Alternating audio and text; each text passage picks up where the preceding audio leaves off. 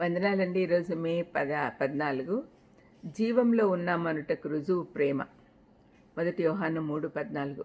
మనం సహోదరులను ప్రేమించుచున్నాం కనుక మరణంలో నుండి జీవంలోనికి దాటి ఉన్నామని ఎరుగుదము. ప్రేమ లేనివాడు మరణమందు నిలిచి ఉన్నాడు. ప్రేమ నిండిన హృదయము క్రైస్తవ్యంలో ప్రాముఖ్యమైనది.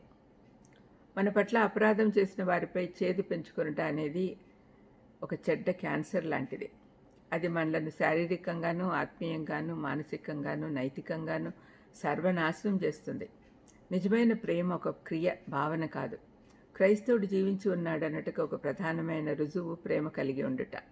రక్షింపబడిన తర్వాత మనం నిజంగా దేవుని ప్రేమిస్తున్నామనే సంగతి అర్థమవుతుంది. ఆయన మనకు సహాయం చేస్తున్నందుకు కాదు కానీ ఆయన దేవుడై ఉన్నందుకు. రక్షింపబడక ముందు ఆయన కేవలం దేవుడు, ఒక న్యాయవంతుడు, పరిశుద్ధుడు. మన ఇష్టానుసారంగా జీవించటాన్ని బట్టి ఆయన కోపం వస్తుంది అనుకునేవారు. కానీ ఇప్పుడు ఆయనతో ఒక కొత్త జీవంతో కూడిన సంబంధం ఉంది. ఇప్పుడు ఆయనను ప్రేమ, కనికరం గల తండ్రిగా చూస్తూ ఉన్నాం.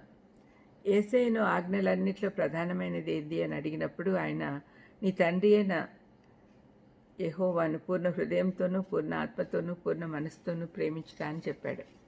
దేవుణ్ణి ప్రేమించడం అంత కష్టం కాదు, కానీ ఇతరులను ప్రేమించడం చాలా కష్టం. ముఖ్యంగా మనకు బాధ కలిగించిన వారిని. అయినా మనం ఆ విధంగా చేయటం మొదలెడితే దేవుడు మన మనసులో ఆయన కార్యం చేశాడు అని రుజువు అవుతుంది. మనం రక్షింపబడక ముందు పొరుగు వారిని ప్రేమించుట అనేది మన అనుదిన కార్యక్రమాల్లో లేనే లేదు. ప్రేమించుటకు ప్రయత్నించుట అనేది జీవానికి గుర్తు. దేవుని కృపలో ఎదుగుతున్నప్పుడు మనకున్న కోరిక క్రియారూపకంగా బయలుపడుతుంది. మీరు ఈ ప్రశ్న అడగవచ్చు, మనకు రక్షణ వచ్చిందంటే రుజువు నేను ఇతరుల పట్ల చూపుతున్న ప్రేమ చెడ్డవారిని కూడా ప్రేమించుటేనా? దీనికి అవుననే జవాబు మనం చదువుకున్న వాక్య భాగం నుండి వస్తుంది. మరణం నుండి జీవంలోకి వెళ్ళే మార్గం ఇదే అని ఖచ్చితంగా చెప్పబడి ఉంది. కాబట్టి మనం వాక్యంతో విభేదించలేము కదా.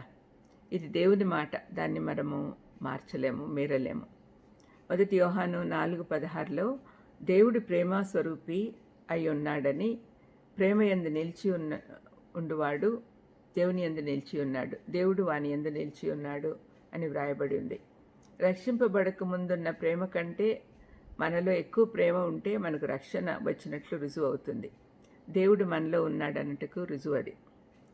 మన ప్రేమతో కూడిన జీవితం ఇంకా సంపూర్ణత సంతరించుకోకపోయినా కూడా, ఆ ప్రేమ సంపూర్ణంగా యథార్థతో కూడినది కాకపోయినా, క్షమించే ప్రేమ కాకపోయినా, అది ఎదుగుతున్న ప్రేమ కాబట్టి జీవం గలదని గుర్తించబడుతుంది.